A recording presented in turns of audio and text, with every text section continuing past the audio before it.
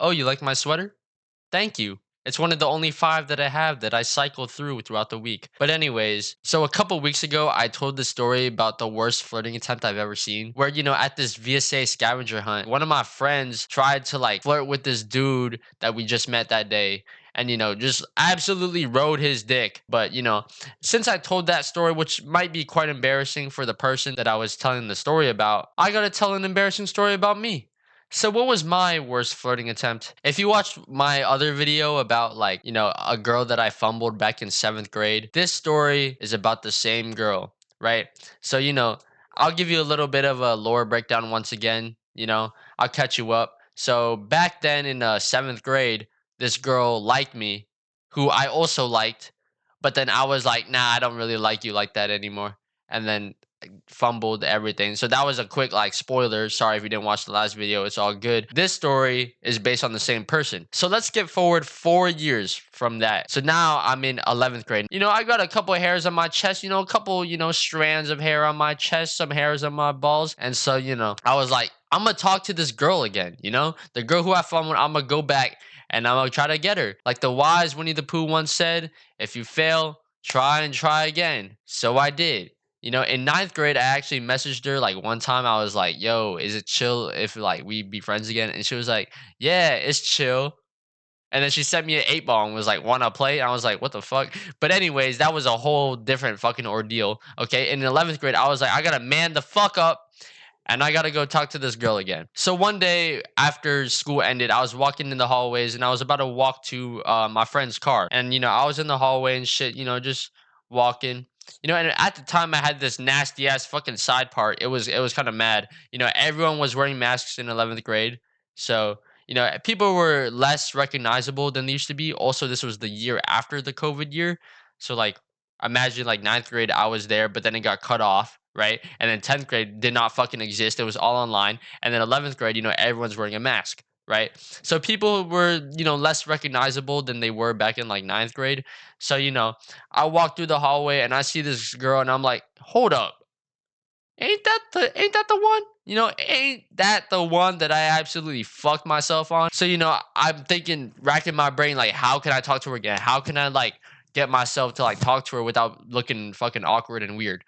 So I just said her name with a question mark. Like let's say her name is Ashley, right? So I was like, Ashley, is that you? Type shit. I thought I was hella smooth, but it was kind of weird. I obviously knew it was her, but I had to play it off. And she turned around and she was like, "Yeah, who are you?" Shit, dude.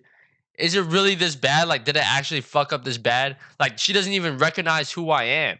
And I was like, oh, yeah, I'm Jeff, you know?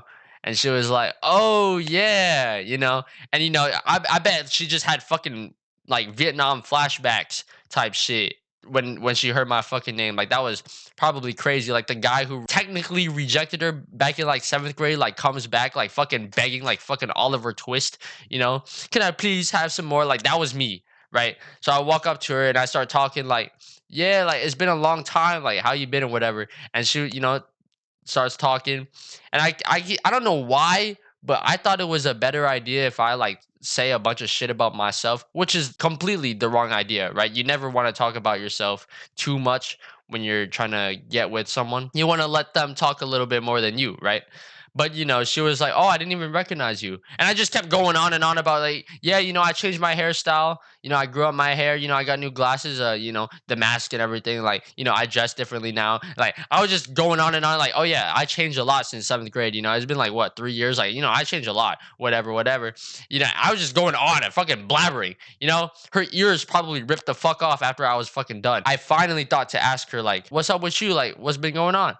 And she was like, "Oh yeah, I play volleyball nowadays, whatever, whatever." And then, by that time, we had already reached like the parking lot.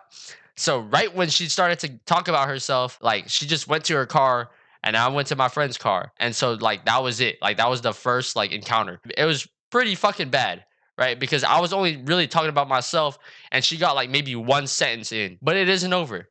Because the next time I see her in the hallway, I take my opportunity once again. I go up to her and I say, "Hey, what's up?" And she's like, "Hey, what's up?" And so, we're talking a little bit, we just we actually make decent conversation this time.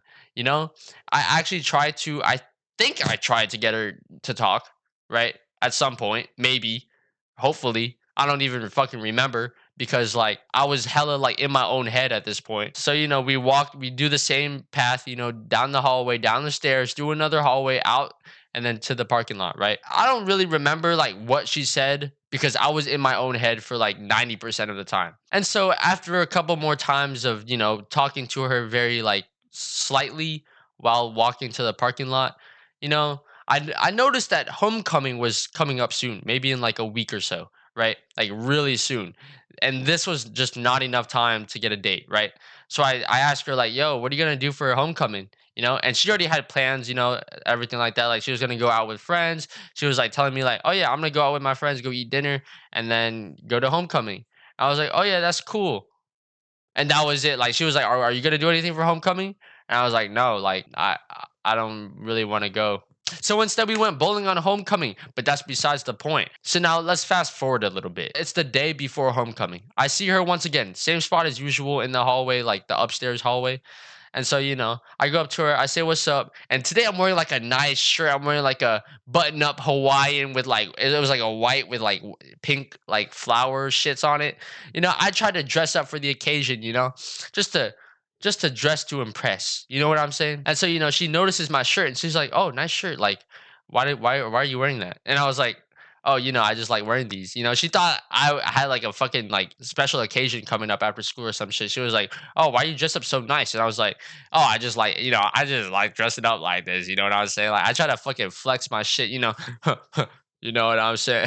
I'm just kidding. But like, I basically just try to flex that like I wear nice shirts to school, which is fucking cringe as shit, but it is what it is, right? So we go downstairs and my friend is like at that very moment proposing to his girl for homecoming, right? So we go downstairs and I hear these cheers, right? Like, "Oh, yeah!" Like I'm hearing these cheers as we walk down the stairs. And so me and her are like kind of confused. We're like, "Yo, what's going on?"